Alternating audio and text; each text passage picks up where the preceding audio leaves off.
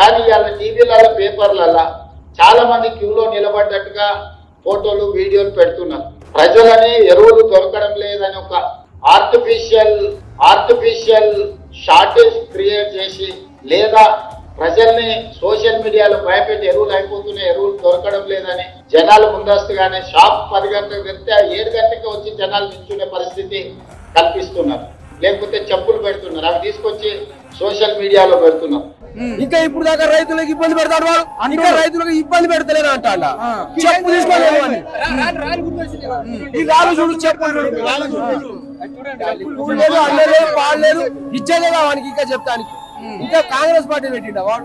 రైతు బాగా చేయకుండా ఉండి ఎందుకు నువ్వు రైతు అంతా రైతులందరూ ఎందుకు వచ్చిరు? ఎందుకు వచ్చిరు రైతు చెప్పండి, ఎందుకు వచ్చిరు?